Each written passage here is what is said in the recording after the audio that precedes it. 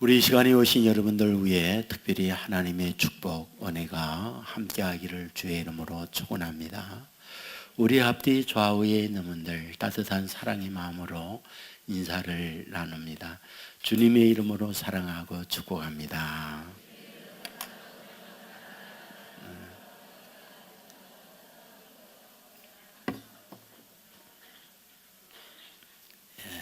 감사합니다. 희망의 미래가 있는가? 이런 제목의 책이 있습니다. 로제 폴 두루아라고 하는 분이 썼습니다. 이분은 프랑스 파리 대학의 교수로 계십니다. 그리고 모니크 아틀랑이라고 하는 두 분이 썼습니다. 이분은 프랑스 신문사의 저널리스트로 활동하는 분입니다. 이 책에서 서두에 이런 이야기를 꺼내고 있습니다. 판도라. 여러분은 판도라 상자가 열리다, 이런 말을 일상에서 많이 들었으리라고 생각합니다. 판도라가 뭘까요?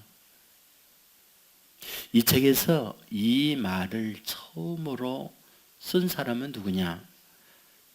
BC 7세기경 그리스의 시인 헤시오드스라고 하는 사람이 신통기라는 책을 썼는데, 이 책에서 판도라 이야기를 쓰고 있다, 이렇게 이야기를 해요. 여기서 이런 얘기합니다. 사람이 세상에 살아갈 때 염려, 근심, 질병, 다툼, 갈등 없는 삶을 살아갔다는 거죠. 그런데 판도라 상자에 어마어마한 것이 담겼는데 그 안에 뭐가 담겼을까? 열면 안 되는데 궁금한 인간이 그걸 열었다는 거예요.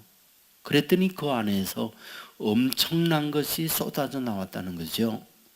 쏟아져 나온 것은 질병, 죽음, 다툼과 갈등, 패배, 슬픔, 오만 인간으로 하여금 고통스럽게 만드는 것이 판도라에서 뛰어나왔다는 거예요.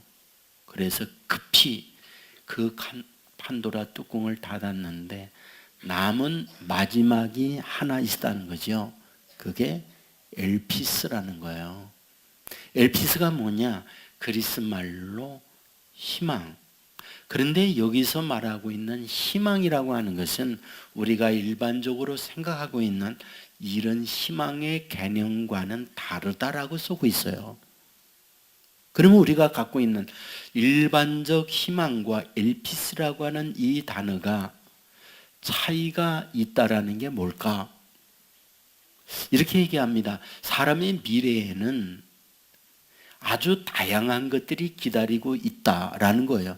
성공도, 실패도, 병도, 건강도, 그리고 화평함도, 다툼도, 그리고 긍정도, 부정도, 어마어마한 것들이 앞에 놓여 있는데 문제는 어떤 것들이 우리에게 닥칠지 모른다는 거죠. 불확실하다는 거예요.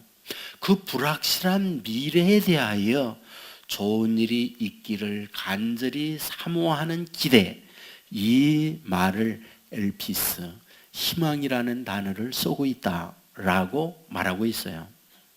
그러니까 엘피스라고 하는 정확한 단어의 의미는 앞날에 수많은 다양한 것들이 있는데 그 다양한 것들 속에서 잘 되기를 기대하는 그런 소망함, 이것을 엘피스라고 쓰고 있다, 그런 얘기죠. 그런데 이분이 이 책에서 그 다음 챕터에서 뭘 쓰고 있느냐? 이것을 사도 바울이 성경에서 사용하고 있다라고 설명해요. 그러니까 그리스 말의 엘피스라고 하는 희망이라는 이 단어를 바울이 성경에서 쓰고 있다라는 얘기죠. 그러면 바울이 엘피스라고 하는 희망이라는 단어를 사용할 때 바울이 쓰고 있는 의미는 뭘까? 사실은 그리스 사람들이 갖고 있던 엘피스의 개념과는 사실 다르게 이 단어를 쓰고 있다라고 얘기해요.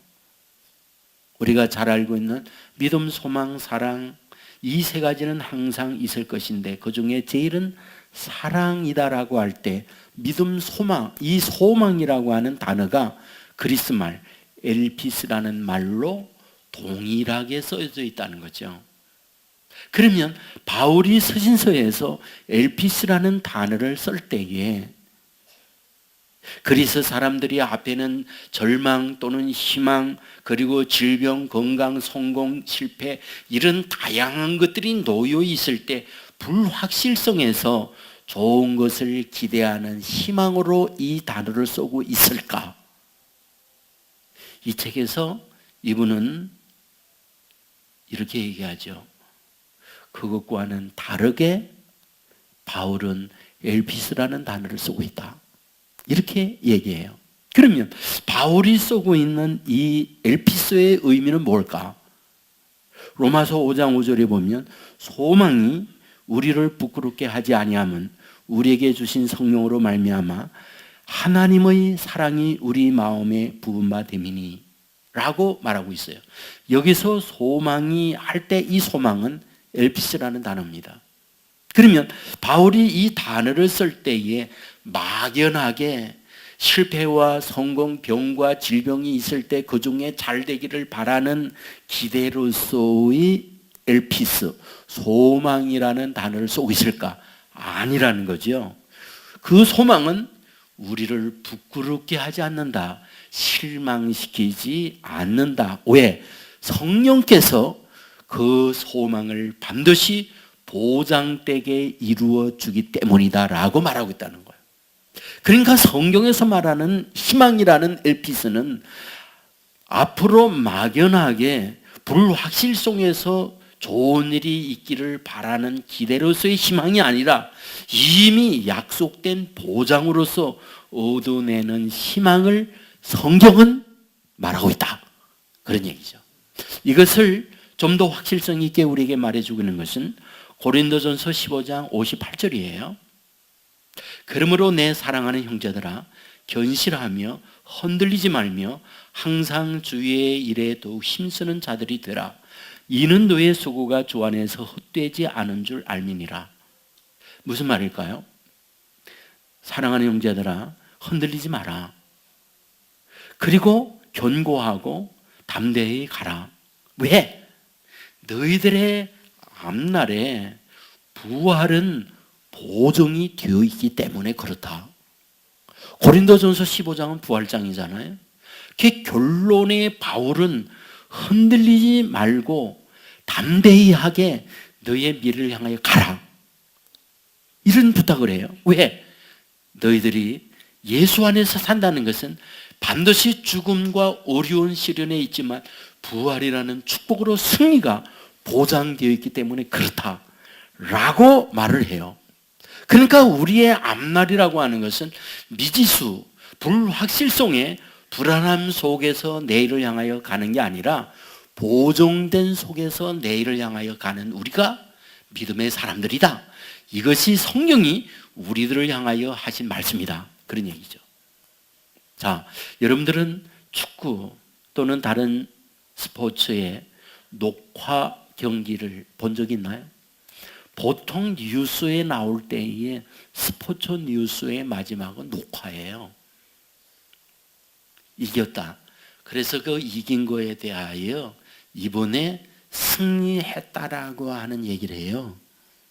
여러분 그 녹화를 볼 때 우리가 불안한가요? 아니에요. 왜? 다 알고 보니까. 결과를 우리는 다 알고 보는 거예요. 성경에서 우리에게 엘피스라는 단어를 사용할 때 무엇을 우리에게 말씀해 주고 있냐? 바로 보장된 희망으로 살아야 할 걸 가르쳐 주고 있다는 거예요. 저는 오늘 본문을 그 시각에서 보려고 하는 거예요. 31절에서 말하죠. 보라, 내가 잉태하여 아들을 낳으리니 그 이름을 예수라 하라. 이렇게 얘기해요. 말했죠. 이것은 청천벽력이요, 이것은 축복이 아닌 저주라고. 마리아에게 가브리엘 천사가 가서 너에게 아들을 낳는다. 이름을 예수라 하라. 이렇게 말씀해요. 근데 사실은 축복인데 그건 저주예요. 왜? 여러분, 역사 이래 동서고금을 막론하고 아이를 낳는다라는 것은 남자와 잠을 잤다라는 말이에요. 남자 없이 아기를 낳는다라는 것은 전에도 없었고 앞으로도 없고 그런 일은 있을 수가 없는 거예요. 그런데 지금 마리아에게 가서 뭐라고 말하냐? 너 임신해서 아기 낳는다라는 거예요. 여러분, 이것을 어떻게 받아들입니까? 어떻게 수용합니까? 그것은 그 미래가 밤에 불을 보듯이 뻔한 거예요. 앞으로 어떤 일이 벌어질지 가장 먼저 큰 어려움이라는 것은 뭡니까? 여러분, 약혼한 요셉 아닙니까? 요셉을 어떻게 설득합니까? 요셉을 어떤 방법으로 다른 남자와 난 절대 잠을 안 잤어. 근데 아기를 뺐어. 그 얘기를 어떻게 믿게 만드냐 말이에요. 여러분, 하루 다음 날 아기를 낳는다면 또 몰라요. 10달을 또 기다려야 돼요. 거기다가 시댁이 있지, 친정이 있지, 주위에 친구들이 있지, 수많은 야유, 비난을 들을 수 있는 상황이에요. 우리는 그런 말을 잘 알고 있잖아요. 얌전한 고양이 부뚜막에 먼저 올라간다. 그리고 얌전한 게 호박씨 먼저 깐다. 이런 얘기 많이 듣잖아요. 수많은 이야기를 마리아는 들을 수 있는 환경을 갖고 있는 겁니다. 앞날은 수월하지 않아요. 순탄하지 않아요.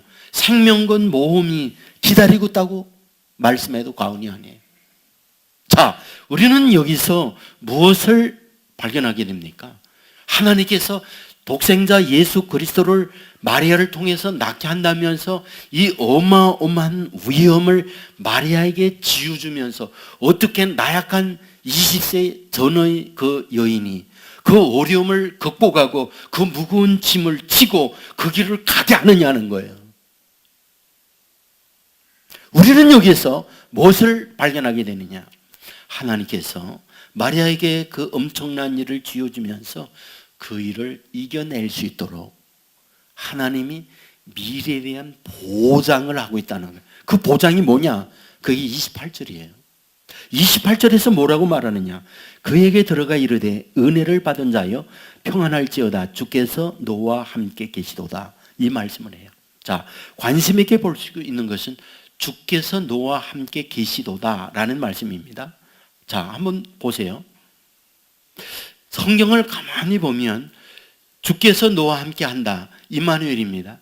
임마누엘이라는 이 말씀을 할 때에 용례가 언제라고 보세요?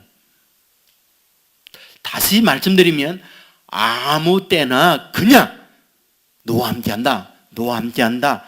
라는 말씀을 하고 있지 않다는 거예요. 이 말씀을 할 때에 전후 배경이 있다는 거예요. 성경을 보면 하나님이 너와 함께 한다는 이 말을 제일 먼저 한 사람이 있어요.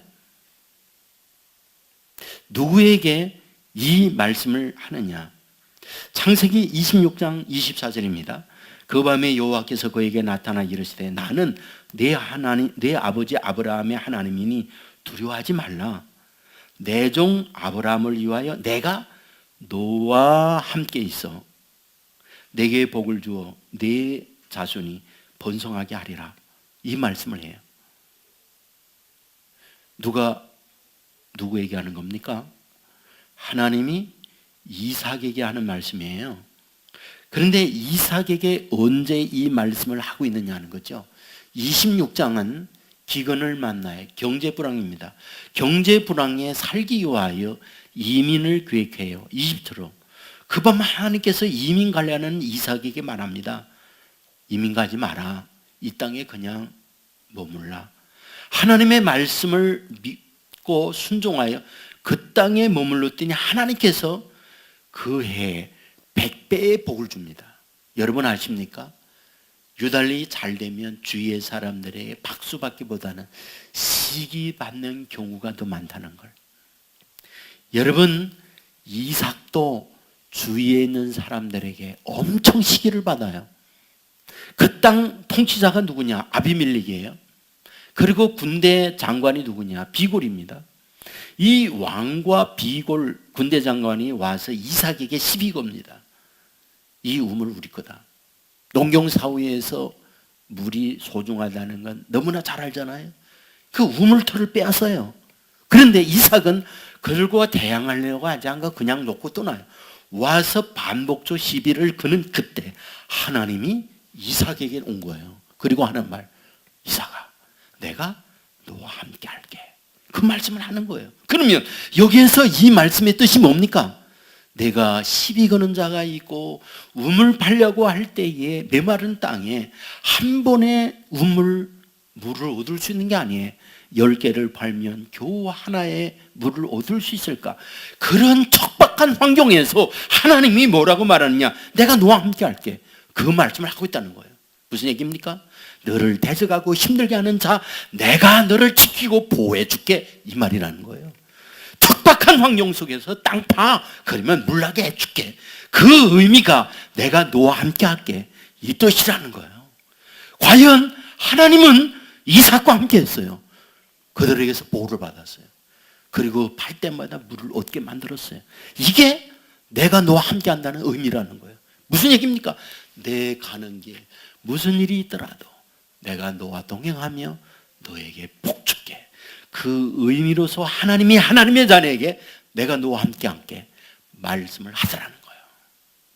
두 번째 말씀이 나와요. 창세기 28장 15절입니다.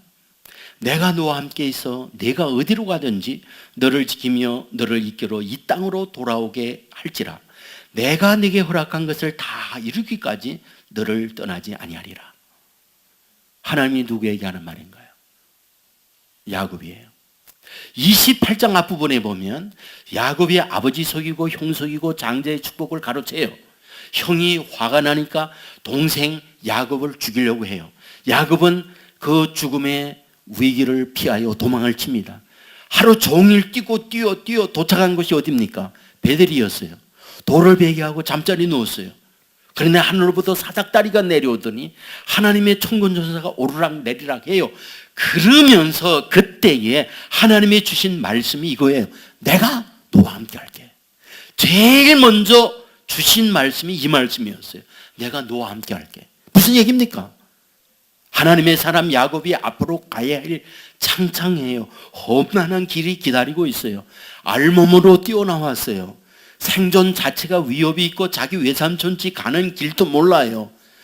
이런 상황에서 하나님이 야곱에게 뭐라고 말하느냐? 내가 너와 함께 할게. 내가 너와 동행해 줄게.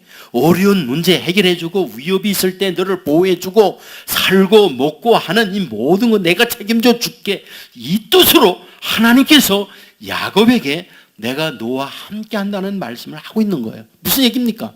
앞날에 가는 길 무슨 일이 있을지 몰라요.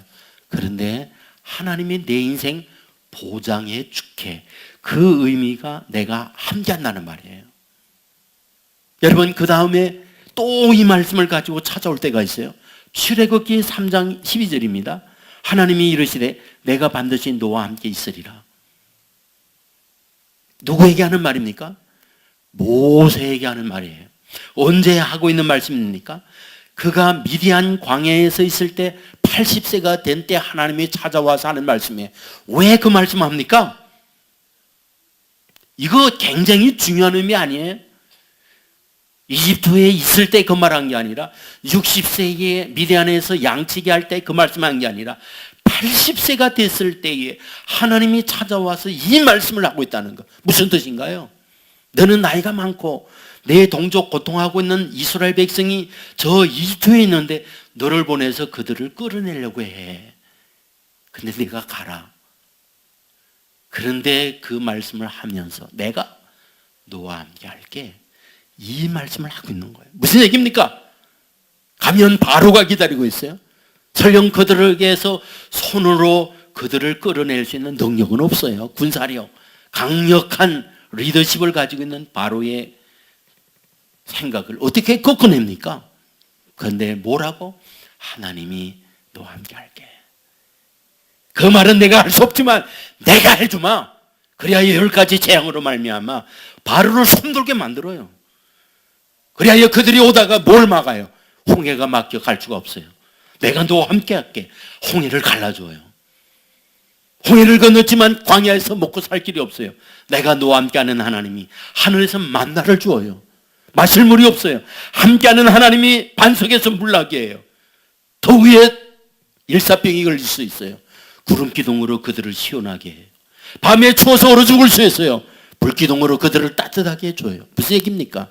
너희가 가야 하는 그 길, 이런 난관과 어려움이 있지만 내가 함께하여 너의 모든 것들을 다 책임줄게. 이 말씀이 뭐다? 내가 함께한다는 거예요.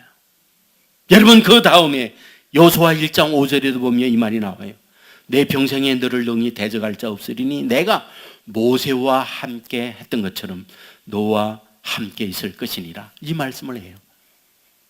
여러분, 이것은 여호수아에게 하나님이 하신 말씀이에요. 언제 그 말씀합니까? 모세가 세상을 떠나고 모세의 뒤를 이어서 여호수아가 지도자가 되었을 그때 이 말씀을 해요. 다르게 표현하면 모세의 수종들며 모세와 함께 있을 때 이 말씀을 한 게 아니라 모세는 세상을 떠나고 이제 지도자가 되어서 백성을 이끌고 가야 할 그때 하나님이 여호수아에게 말씀하는 거예요. 내가 너와 함께 할게. 그러면 무슨 얘기입니까?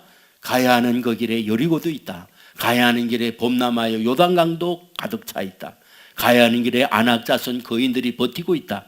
그런데 내가 너와 함께하여 흐르는 요단강 물도 정지하고 그 난공불락의 여리고 성도 무너져 내리고 거인 아낙 자손들 물리치고 그 가나안 땅을 너와 네 자손에게 주게, 이 말씀을 하고 있단 말이에요. 그런데 그 앞날에 가야 할 미지수의 그 세계에 하나님이 함께함으로 어떠하다? 승리하도록 만들어서 가나안 땅을 정복하도록 만들어주고 있더라는 거죠. 그렇다면 지금 오늘 본문에서 가브리엘이 마리아에게 나타났어요. 하는 말씀, 주께서 너와 함께 계시다. 그 말씀의 의미가 뭡니까? 임신하고 가야 할 길이 첩첩산 길이에요. 험한 일이 너무나 많아. 무슨 일이 있을지 몰라요. 가장 먼저 힘든 게 요셉이에요. 어떻게 요셉을 설득하고 요셉을 끌어가야 할 암담해요. 자기 실력이 없어요. 설득할 능력이 없어요. 그런데 뭐하다? 주께서 너와 함께한다. 주께서 함께하는 이 은혜 어떻게 역사하고 있는가요? 마태복음 1장 20절에 보면 이 일을 생각할 때에 주의 사자가 현명하여 이르되 다윗의 자손 요셉아, 내 아내 마리아 데려오기를 무서워하지 말라. 그에게 잉태된 자는 성령으로 된 것이니라. 이 일을 생각할 때에, 이 일을 생각할 때가 무슨 생각일까요? 마리아가 임신한 그때, 그 일을 생각할 때에 어떻게 해야 될까? 부정한 년이라고 투석형으로 죽여야 할까? 조용히 관계를 그냥 끊어버리고 누구의 남자인지 그 남자에 가라고 해야 할까? 이런 복잡한 생각하고 있을 그때에 하나님이 나타났어요. 그리고 말씀하는 거예요. 요셉아, 마리아 데려오기를 무서워하지 말라. 그에게 잉태된 것은 남자에 의해서가 아니야. 성령에 의해서 된 거야. 라고 말씀을 해주는 거예요. 뭐가? 함께하는 주님이 그 일을 손보고 있더라는 말씀이에요. 여러분, 그것으로 끝나나요? 그런 10달 동안 나사렛에서 머물러요. 그리고 만삭이 되었을 때에 하나님이 아우구스도 황제를 통하여 칙령을 내려요. 인구 조사를 하죠. 그러므로 모든 이는 본족지에 가서 호적을 하라는 명령이었죠. 여러분, 가만히 보세요. 왜 마리아가 한 2달 정도 됐을 때에 그 말씀의 명령을 내리지 않았을까요? 출산을 며칠 앞두고 그 명령을 내리는 이유가 뭘까요? 여러분, 나사렛에서 베들레헴까지 거리가 얼마인지 아십니까? 144km예요. 당시에 차량을 이용해서 갈 수 있지 않아요. 도보 아니면 낙타나 나귀를 타고 움직입니다. 여러분, 만삭이에요. 배가 산만해져 있어요. 그 무거운 몸을 이끌고 144km, 하루에 40km 간다면 사나흘을 가야 갈 수 있는 거리예요. 얼마나 힘든 거리입니까? 그런데 뭐하다? 주님이 함께 동행하면서 마리아를 보살피고 있더라, 이 말이에요. 여러분, 그곳에 가서 출산을 해요. 출산을 하고 난 이후에 여인들은 대개 뭐 해야 됩니까? 산후조리 해야 돼요. 미역국을 먹고 따뜻한 집에서 쉬면서 한 달 이상을 몸조리 해야 해요. 그런데 곧바로 어떤 일이 벌어졌나요? 마태복음 2장 13절에 보면 그들이 떠난 후에 주의 사자가 요셉에게 현명하여 이르되 헤롯이 아기를 찾아 죽이려 하니 일어나 아기와 그의 어머니를 데리고 애굽으로 피하여 내가 네게 이르기까지 거기 있으라 하시니, 곧 헤롯이 아기 예수를 죽이려고 해요. 그러니까 어떻게 하다? 빨리 그 아이와 함께 이집트로 피신하라는 거예요. 여러분, 베들레헴에서 이집트까지 얼마나 거리냐? 420km입니다. 여러분, 하루에 4km씩 간다면 열흘 이상 보름을 가야 하는 그 길이에요. 몸조리 못했어요. 핏덩이 아이를 안고 마리아가 가야 해요. 험난한 길이죠. 그런데 뭐하다? 그때에도 우리 주님 함께 동행하면서 함께 계시는 하나님이 이 마리아와 동행하고 보호하고 지켜주신다, 이 말씀을 하고 있더라는 거예요. 그렇다면 여기에서 뭘 가르쳐 줍니까? 일을 시작하신 하나님, 모든 과정을 하나님이 동행하면서 주의 백성들에게 축복의 열매를 거두게 하시는 분이 우리 하나님이다, 이것을 보여주는 말씀이다, 이 말씀이에요. 여러분, 하나님께서 하나님의 자리를 불렀어요. 여러분, 가야 할 그 길 멀어요. 무슨 일이 있을지 몰라요. 병도 있고 건강도 있고 성공도 있고 실패도 있고 화평도 있고 다툼도 있고 수많은 것들이 우리 앞에 있어요. 그런데 우리를 향하여 성경이 말씀하는 게 뭡니까? 보장이라는 것. 하나님이 함께 하면서 반드시 어려움도 있지만 어려움을 이기게 만들고 안 되는 것 같지만 안 되는 것도 되게 하면서 성공적 삶을 살도록 만드는 분이 우리 하나님이다, 이것을 약속하고 있는 것이 성경의 가르침이라는 사실 믿으시기를 주의 이름으로 축원합니다. 이것은 우리를 향하여 우리 말씀이 우리에게 보장하고 있는 겁니다. 마리아에게 어린 나이지만 잉태하여 아들 낳는다. 그것은 축복인 것 같지만 그것은 엄청난 고통과 아픔이 기다리고 있는 거죠. 그런데 하나님이 뭐라고 그러냐? 내가 너와 함께 해주마, 너와 동행해주마. 그 가야 할 길은 멀고 험하고 그 축복을 이루어내는 것은 기다림의 과정을 통해서 얻게 되는 거잖아요. 그런데 어떠하다? 그 과정 속에 태풍도 있을 수 있고 험난한 길도 있을 수 있지만 가을에 스스로의 열매를 거두시 반드시 하나님께서 그 열매를 거두게 하는 분이다 하는 것을 우리에게 약속하고 있다는 사실 믿으시길 주의 이름으로 축원합니다. 여러분, 오늘 우리는 추수감사주일이에요. 추수감사주일은 성경의 초막절, 그것을 근거해서 우리가 추수감사주일을 지킵니다. 그러니까 오늘날과 같은 11월 셋째 주에 추수감사주일로 정하게 된 것은 그 기원은 미국이에요. 특별히 미국에서 이 추수감사주일이 시작이 된 것은 청교도들에 의해서입니다. 청교도들이라는 것은 영국 내에서 종교개혁적 성경의 가르침을 따라 바르게 믿어야 되겠다는 사람들의 무리를 퓨리탄 청교도들이라고 했어요. 청교도들이라는 이름은 잉글랜드의 사람들에게 붙여진 거예요. 잉글랜드라고 하는 것은 영국이 스코틀랜드, 잉글랜드, 웨일즈, 아일랜드 이렇게 흩어져서 다 합하여 브리티시라고 하는 영국이 되었는데, 여기 잉글랜드라는 건 런던을 중심한 아래 동네를 얘기해요.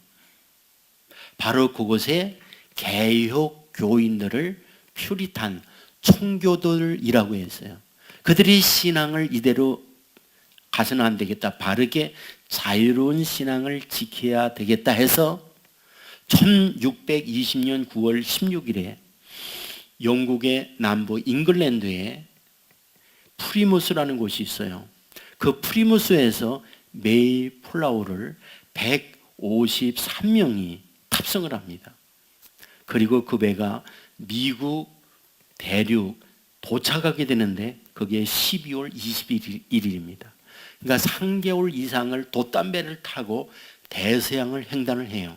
그런데 살아서 내린 사람이 몇 명이냐? 102명이에요. 그러니까 52명이 배에서 죽어요. 어떻게 해서 죽느냐? 굶주리죠, 춥지요. 그리고 병을 날 때 치료받을 수 있는 약도 없죠. 그래서 그게 많이 죽습니다. 그래서 내렸을 때는 호텔이 있느냐?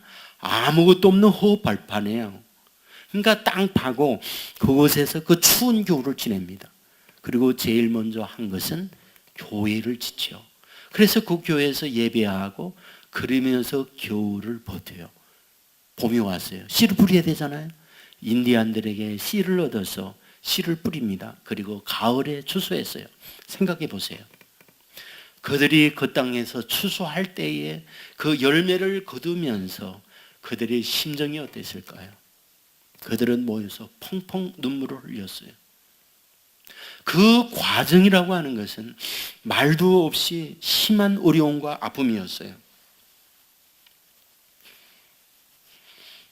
그들은 추수한 것을 놓고 고향의 생각과 지내오면서 거쳤던 그 피눈물 나는 아픔들, 그것을 생각을 할 때에 통곡을 하면서 그날 하나님께 예배를 드린 거죠. 그것이 추수감사절의 시작이었어요. 여기에서 우리에게 뭘 말해주고 있는 겁니까? 그들은 알몸으로 왔어요. 아무것도 없었어요. 그런데 하나님은 그들을 바라보았고 그들을 잊지 않았고 어려운 환경에 있어도 함께하면서 그들에게 복을 주어서 오늘의 미국이라고 하는 나라를 건설하도록 만들어 주었던 거죠. 저는 여기에서 여러분에게 드릴 수 있는 부분이 있어요. 하나님께서 저와 여러분을 부른 이유가 뭘까요? 왜 예수 믿게 하는 걸까요? 고통과 아픔의 삶을 살게 하려고 아니에요. 하나님의 축복과 은혜 가운데 살게 하려고 저와 여러분을 불렀어요. 저와 여러분의 앞날은 어떨까요?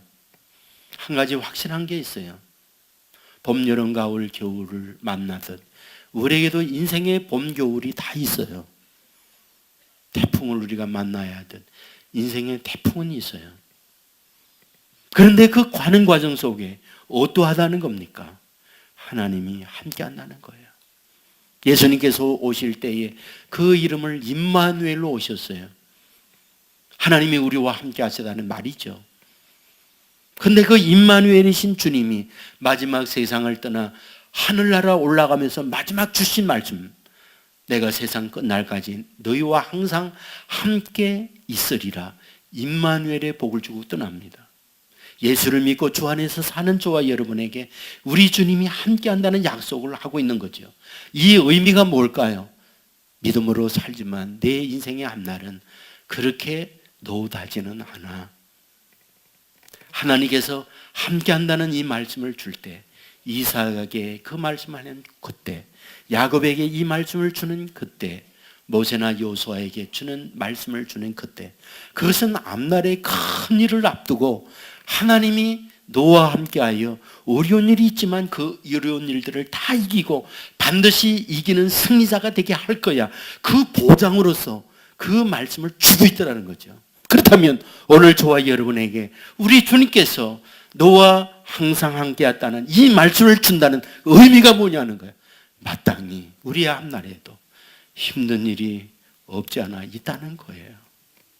우리에게도 고달픔이 있는 거예요.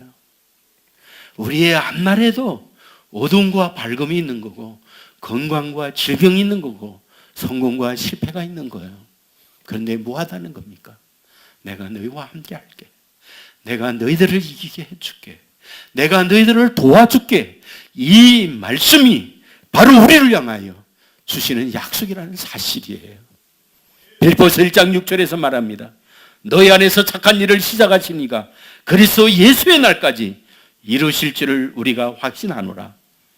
너희 안에서 착한 일을 시작하신 이가 그리스도 예수의 날까지 이루실 줄을 우리가 확신하노라. 이것은 우리를 향한 약속이에요. 저와 여러분을 향하여 하나님의 놀라운 계획을 가지고 출발케 하신 주님께서 마지막 날까지 힘들고 어려움이 있지만 끝내 승리하게 만들어 주겠다. 저와 여러분을 향한 주님의 약속 말씀이라는 사실을 믿고 때로 힘들고 어렵지만 나와 함께 하시는 주님 이 믿음으로 끝내 승리를 이루어내는 저와 여러분의 삶이 되기를 주의 이름으로 축원합니다. 기도하겠습니다.